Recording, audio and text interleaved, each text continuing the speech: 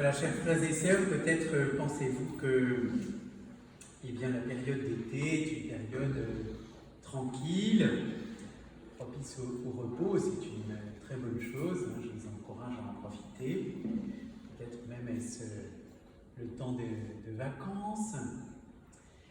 En tout cas, il ne s'agit pas de s'endormir.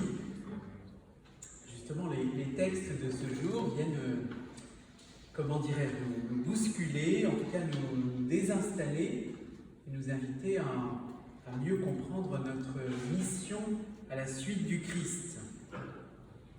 Essayons de voir comment le Seigneur nous invite à répondre à son appel pour pouvoir entrer dans son projet, et ce, quels que soient les rejets que nous allons pouvoir affronter, que nous allons avoir à affronter. Nous voici d'abord devant le mystère de l'appel.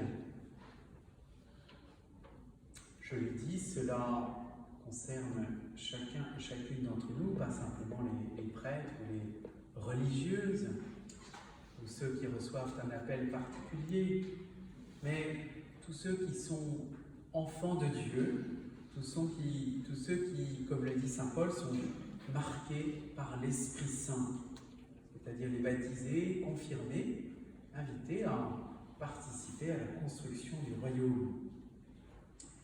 Alors cet appel vient nous saisir alors que nous avions parfois prévu d'autres choses. Pour penser d'abord à la figure du prophète Amos. Il n'était pas prophète professionnel. Il gardait les vaches. C'est un très beau métier, ça paraît assez loin. Il était bouvier à Tekoa, c'est à côté de Bethléem. Et voilà que le Seigneur l'a saisi. Le Seigneur l'a envoyé.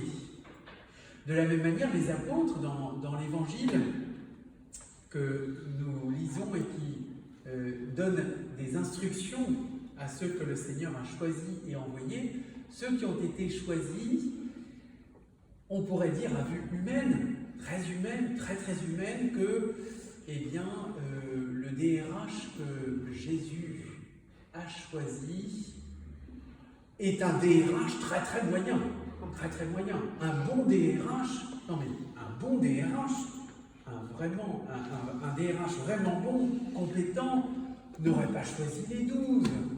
Cette bande de, on va le dire gentiment, cette bande de bras cassés, quoi. Voilà,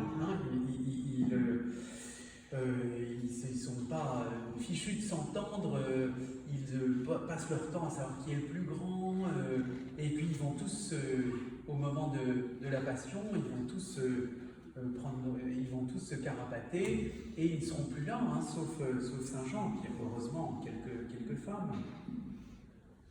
Vous voyez, l'appel vient nous saisir et ne correspond pas forcément à nos compétences, nos talents. C'est le Seigneur qui prend l'initiative de nous saisir. C'est ce que nous sommes d'ailleurs comme Église. Qu'est-ce que veut dire le mot Église? C'est ceux qui sont appelés, littéralement appelés hors de, c'est-à-dire appelés hors de nos sentiers battus, appelés hors de notre, n'ayons pas peur des mots, en dehors de notre zone de confort. Alors appelés pourquoi? Vous l'avez entendu dans l'Évangile, Jésus envoie les 12 appelés, tous ceux auprès desquels ils seront envoyés, les appeler à la conversion. Ça suppose évidemment qu'ils fassent eux-mêmes un chemin de conversion, je le dis pour nous.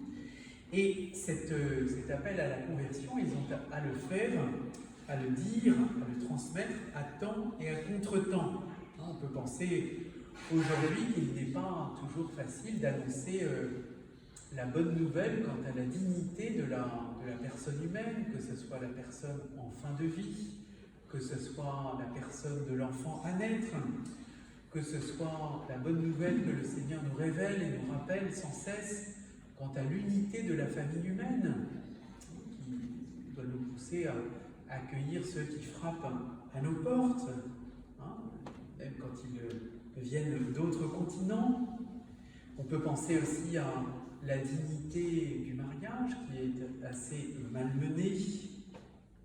Je rends grâce à Dieu pour les couples que j'ai accompagnés le week-end dernier à Poligny, là où sont les reliques de Sainte Colette. Les couples en espérance d'enfants, eh bien, je peux vous dire, je peux rendre grâce pour le témoignage qu'ils rendent, alors, si pas à la fécondité, puisqu'elle tarde à venir, en tout cas à la fidélité dans le mariage. Cette fidélité, alors qu'ils en ont témoigné dans leur entourage, cette fidélité n'est pas, loin de là, honorée. Vous l'avez entendu aussi dans l'Évangile, le Seigneur invite à la simplicité des moyens. Alors, nous avons toujours besoin de moyens pour la mission, mais en tout cas, ils ne sont pas les forces que nous nous donnons à nous-mêmes pour annoncer la bonne nouvelle. Si le Seigneur nous invite à ce dépouillement, à cette simplicité, il le dit dans un évangile parallèle, vous avez reçu gratuitement, donné gratuitement. S'il nous invite à ce dépouillement, à cette simplicité, cette pauvreté de moyens, c'est pour que toujours nous nous souvenions que la force et la ressource principale, c'est Dieu lui-même et sa grâce. Et puis, dans l'annonce de l'Évangile, nous faisons par la pauvreté de nos moyens aussi ressortir la richesse du message qui est toujours la bonne nouvelle du Christ mort et ressuscité, la bonne nouvelle du fait que le Père des cieux nous aime tous comme ses fils et ses filles bien-aimés et qui nous invite à vivre de cet amour. Et puis, vous l'avez entendu sous la plume de Saint Paul, nous sommes invités à être rassemblés, être récapitulés dans l'unité. C'est pour cela que le Seigneur a prié la veille de sa mort, pour qu'ils soient tous un, comme toi, Père, et moi, nous sommes un. Enfin, si nous sommes appelés pour annoncer la bonne nouvelle, et encore une fois, il s'agit de toute l'Église qui est appelée, nous allons parfois devoir affronter le rejet ou le refus. C'est que le Christ, effectivement, s'adresse à des libertés. S'il appelle, il nous invite à répondre librement. Et cela vaut aussi pour toutes les personnes auxquelles nous annonçons la bonne nouvelle. Le Christ lui-même, vous l'avez entendu, je fais un petit retour en arrière, dimanche dernier dans l'Évangile, a éprouvé le fait qu'un prophète n'est méprisé que dans son pays, sa parenté, sa maison.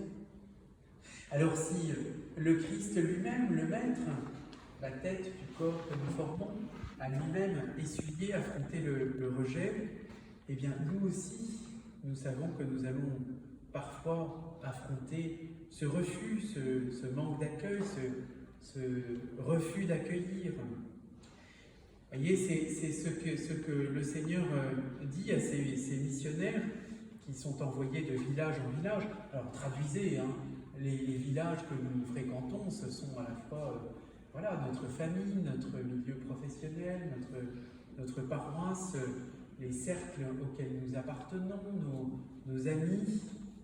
Parfois, nous sommes accueillis dans l'hospitalité, nous sommes accueillis avec bienveillance.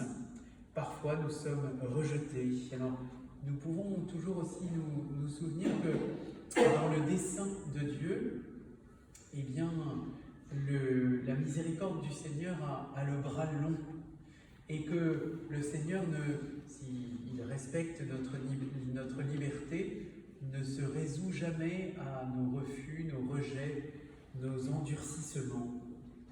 En tout cas, je le répète ici, il respecte notre liberté. C'est comme cela que nous pouvons comprendre ce que le Seigneur dit quand il nous invite devant le rejet à secouer la poussière de nos sandales. Alors, vous n'avez peut-être pas tous des sandales, mais peu importe, secouer la poussière de sa sandale, c'est-à-dire que ceux qui ne vous ont pas accueillis dans leur village, eh bien, qu'ils gardent aussi on leur laisse aussi la poussière des chemins de ces villages. C'est une manière de remettre les gens devant leur propre liberté, devant leurs responsabilités, sans du tout nous culpabiliser par le fait que notre message n'a pas été accueilli. Alors demandons au Seigneur la grâce de pouvoir l'annoncer, de pouvoir travailler à ce qu'il soit accueilli, pour que, comme le disait le psalmiste, amour et vérité se rencontrent, justice et paix s'embrassent.